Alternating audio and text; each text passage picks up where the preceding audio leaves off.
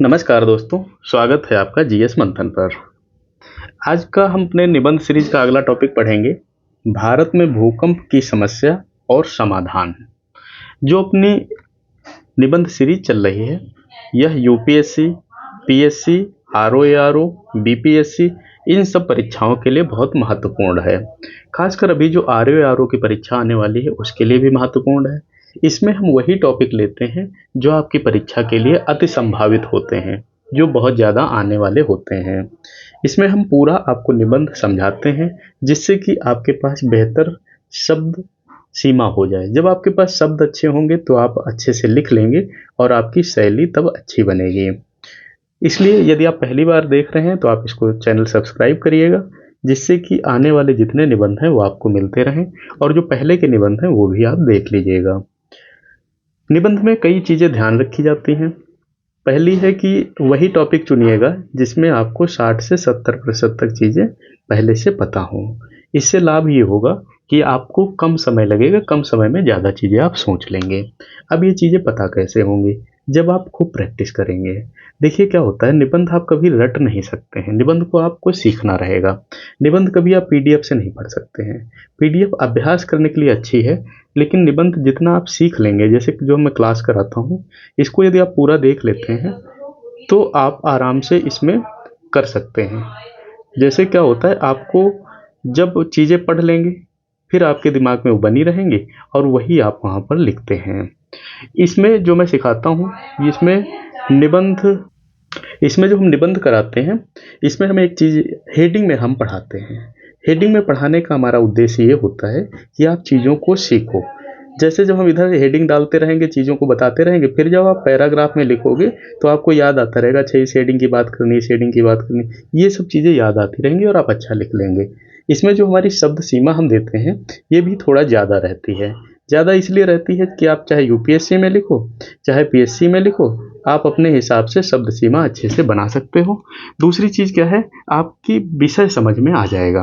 मान लो हमने इसमें समाधान पूछा और इसमें हमने टॉपिक बनाया कि समाधान, अभी वो चुनौतियाँ पूछ ले या किसी विशेष विषय पर पूछ ले तो आप कैसे लिखोगे? इसीलिए हम कोशिश करते हैं कि आपको थोड़ा ज़्यादा शब्द पढ़ाएं, जिससे कि आपके समझ में वो अच्छे से आ जाए। निबंध में कई चीज़ें हमें ध्यान रखनी। पहली चीज़ है 3 भागों में लिखेंगे, प्रस्तावना, मुख्य भाग और निष्कर्ष। प्रस्तावना में हम क्या लिखते हैं? प्रस्तावना हमारी 100 शब्दों की रहती है टॉपिक के बारे में, जिसमें हम बताते हैं कि हमारा टॉपिक किस चीज़ से संबंधित है। मुख्य भाग में सब लिखते हैं, इतिहास की बात हो गई, आर्थिक लाभ नुकसान, राजनीतिक, सारी चीज़ें लिख देते हैं। निष्कर्ष में हम क्या लिखेंगे? उस निबंध का निचोड़ लिख देंगे। कोई भी टॉपिक हम रिपीट नहीं करते हैं। पैराग्राफ हमारा जो रहेगा वो एक दूसरे से मिलता जुलता रहना चाहिए। तीसरी चीज़ जो निबंध में बड़ी रहती है वो ये है कि सूक्तियों का प्रयोग, और सूक्तियों का प्रयोग करेंगे अच्छी बात है, लेकिन अनावश्यक सूक्तियों का प्रयोग नहीं करेंगे। अब हम अपना निबंध लिखते हैं, आप पढ़ते जाइएगा, पूरी क्लास देखिएगा, क्योंकि जो चीज़ें मैं इसमें समझा दूंगा वो पीडीएफ में कहीं नहीं मिलती हैं। सबसे पहले हम प्रस्तावना या भूमिका लिखते हैं, इसी को हम प्रस्तावना कहते हैं।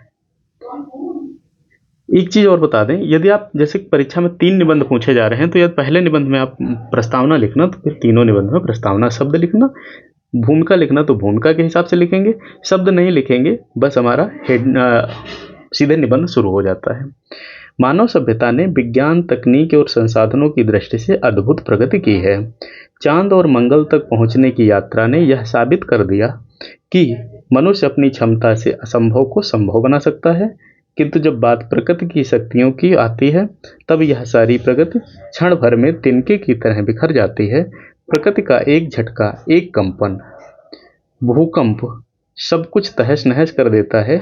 यह आपदा इतनी अप्रत्याशित होती है कि इसकी भविष्यवाणी करना अभी तक संभव नहीं हो पाया है। भारत ऐसा देश है जो भूकंप के लिहाज से अत्यधिक संवेदनशील है। यहाँ का बड़ा भूभाग भूकंपीय क्षेत्रों में आता है। समय समय पर आए भूकंपों ने न केवल जान माल की हानि की है, बल्कि सामाजिक ढांचे, सांस्कृतिक धरोहरों और आर्थिक संतुलन को भी गहराई से प्रभावित किया है। ऐसे में भूकंप की समस्या और उसके समाधान पर विचार करना आवश्यक हो जाता है। तो यह हमने भूमिका लिख दी कि भूमिका में हमने ये बताया कि जो प्राकृतिक आपदा है वो कभी भी आ सकती है, और हमने बताया कि भारत के स्थिति में भूकंप की क्या स्थितियां रहती हैं भारत के संदर्भ में। अब हम मुख्य भाग लिखेंगे, हेडिंग नहीं डालेंगे, सीधे लिखना है, पॉइंट भी कहीं नहीं लिखेंगे। भूकंप वह स्थिति है जब पृथ्वी की सतह पर अचानक और तीव्र कंपन उत्पन्न होता है। यह कंपन धरातल की सतह पर बिखरकर इमारतों, पुलों, बांधों और सड़कों को नष्ट कर देता है। इसका मूल कारण पृथ्वी की प्लेटों का खिसकना, टकराना और फटना होता है। भूकंप की तीव्रता को रिक्टर पैमाने पर नापा जाता है। 4 से कम तीव्रता वाले भूकंप सामान्यतः हानि रहित होते हैं। 5 से 6 तक के भूकंप मध्यम स्तर का नुकसान पहुंचाते हैं। 7 से ऊपर की तीव्रता वाले भूकंप विनाशकारी होते हैं। यह आप तीनों मेजरमेंट लिख दीजिएगा। इतिहास गवाह है कि 7 से अधिक तीव्रता वाले भूकंपों ने शहरों और गांवों को मलबे में बदल दिया है। फिर हम लिखते हैं भारत की भूकंपीय स्थिति क्या है। भारत की भौगोलिक संरचना अत्यंत जटिल है। यहाँ भारतीय प्लेट और यूरेशियन प्लेट की टक्कर से हिमालय का निर्माण हुआ है। यही कारण है कि हिमालयी क्षेत्र लगातार सक्रिय रहता है और भूकंप की दृष्टि से सबसे असुरक्षित माना जाता है। भारत को भूकंपीय संवेदनशीलता के आधार पर 5 क्षेत्रों में बांटा गया है। आपको ये सारे जोन लिख देने हैं। देखिए, इससे ये सब चीज़ें जब हम लिखते हैं तो हमारा जो निबंध है वो प्रभावी होता चला जाता है। जोन 5 ये क्या कहता है? अत्यधिक संवेदनशील होगा। राज्य कौन से? जम्मू कश्मीर, हिमाचल प्रदेश, उत्तराखंड, पूर्वोत्तर भारत। मान लेते हैं आपको वहाँ पर नहीं याद आ रहे हैं इसमें राज्य कौन से हैं, तो आप मतलब यही इतनी चीज़ें लिख देंगे, है ना। फिर आप राज्यों के नाम मत लिखिएगा। राज्य जोन 4 में कौन सा आता है? उच्च संवेदनशील है। दिल्ली, बिहार, गुजरात, झारखंड, पश्चिम बंगाल का कुछ भाग। जोन 3 में कौन सा भाग आता है? महाराष्ट्र, आंध्र प्रदेश और उड़ीसा आता है। जोन 2 में कौन सा आता है? कम संवेदनशील, जैसे दक्षिण भारत के कुछ हिस्से। कुल मिलाकर भारत का लगभग 54% भूभाग भूकंप की दृष्टि से जोखिम में है। यह आंकड़ा यह दर्शाता है कि समस्या कितनी गंभीर है, क्योंकि 55-54% भाग काफी ज्यादा होता है।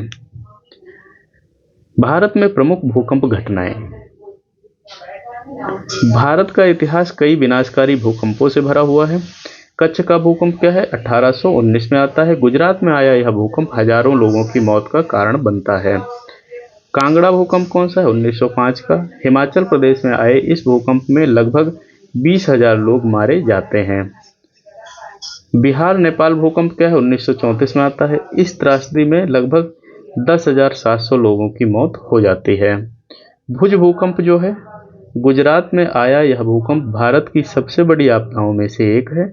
इसमें 20,000 से अधिक लोगों की जान गई और लाखों लोग बेघर हो जाते हैं। सिक्किम भूकंप क्या है? 2011 का है। इस घटना में 100 से अधिक लोग मारे गए। इसमें वही घटनाएं आप लिखिएगा जो आपको सही से पता हैं, नहीं पता है तो उनका जिक्र मत करिएगा। इन घटनाओं ने यह प्रमाणित किया कि भारत भूकंप के मामले में कभी सुरक्षित नहीं कहा जा सकता है। ऐसे ही आपकी दैनिक सीरीज चल रही है निबंध लेखन की और मुख्य परीक्षा उत्तर लेखन की। आप सब्सक्राइब कर लीजिएगा चैनल, तो आपको ये सारी चीज़ें हमेशा मिलती रहेंगी। भूकंप के कारण क्या हैं? भूकंप के कई कारण होते हैं जिन्हें व्यापक रूप से प्राकृतिक और मानव जनित श्रेणी में बांटा जा सकता है। प्लेट विवर्तनिकी है। पृथ्वी की सतह पर स्थित प्लेटों की हलचल और टक्कर भूकंप का मुख्य कारण है। इंग्लिश नहीं लिखनी है। ज्वालामुखी गतिविधि, जब भूमिगत लावा ऊपर की ओर दबाव डालता है तो धरातल हिलने लगता है। भ्रंश रेखाएं, धरातल में दरारों का सक्रिय होना भी भूकंप को जन्म देता है। और भूस्खलन और भूदहसाव, पर्वतीय क्षेत्रों में बड़ी चट्टानों के खिसकने से कंपन उत्पन्न होता है।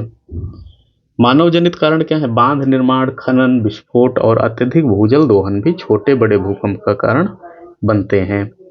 अब हम लिखेंगे भूकंप के प्रभाव क्या हैं। हेडिंग नहीं लिखेंगे, पॉइंट नहीं लिखेंगे। मानवीय प्रभाव, देखो जैसे मैं आपको यहाँ पर ये समझा दिया ना, तो आप ये समझ गए कि इस जगह पर प्रभाव आना चाहिए, इसलिए मैं हेडिंग डालता रहता हूँ, आप उनको नहीं लिखेंगे। भूकंप का सबसे बड़ा असर इंसानी जीवन पर होता है।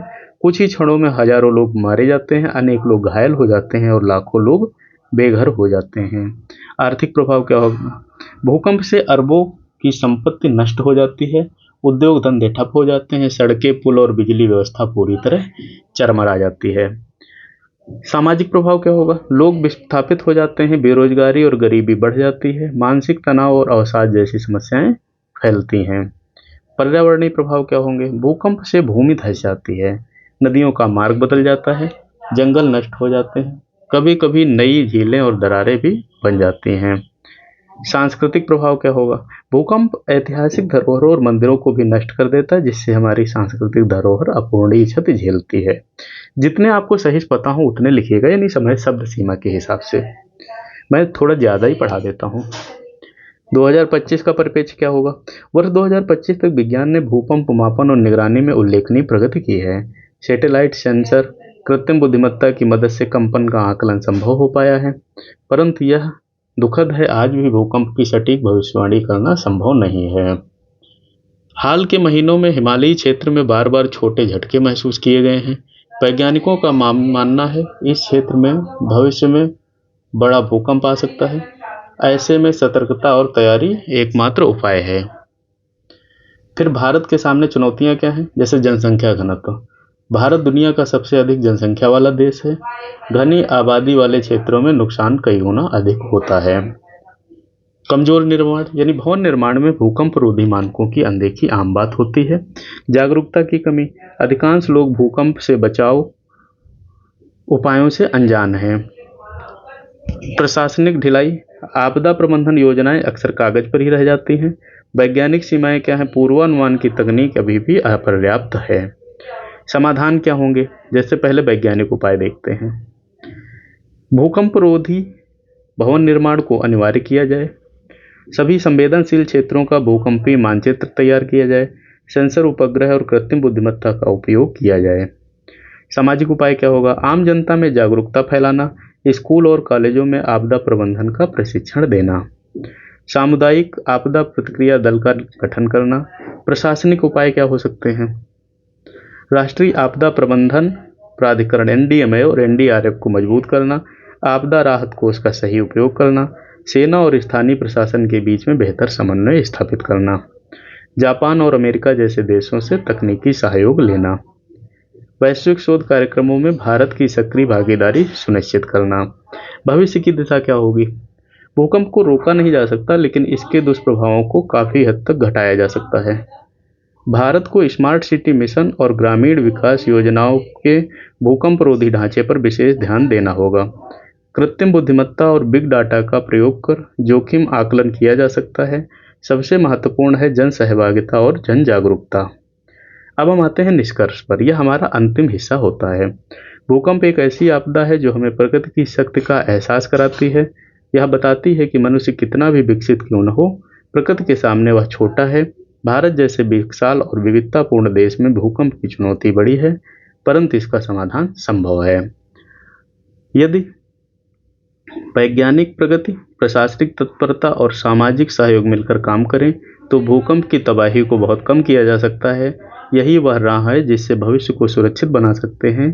जैसा कि कहा गया है कि आपदा को टालना संभव नहीं, परंतु उससे निपटना हमारी सामूहिक भागीदारी होती है, जिम्मेदारी होती है। यह आपका निबंध पूरा होता है। इसको अब 2-3 बार आप प्रैक्टिस करेंगे। पहली बार देखा है तो सब्सक्राइब करेंगे। कोई निबंध समझ में नहीं आए तो कमेंट करेंगे और लोगों को शेयर करेंगे जिससे सबको लाभ हो। जीएस की मेंस सीरीज भी आप देखते रहिएगा, साथ में आपका मेंस का पोर्शन भी तैयार होता चला जाएगा। ये क्लास यहीं ख़त्म होती है। मिलते हैं अगली क्लास में। धन्यवाद।